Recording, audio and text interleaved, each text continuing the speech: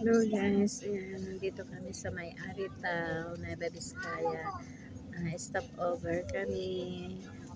Ayan, lunch. Pero kami ay nag-snack lang ng cup noodles and bread. Yun na lang ang kinain ni mga guys. Guys. Si Daddy. Tulog yung anak ni Pani. Kami ang kumandong sa kanya.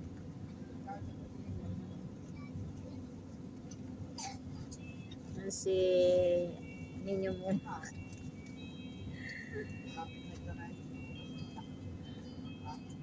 Yes, nasa likod sila Stephanie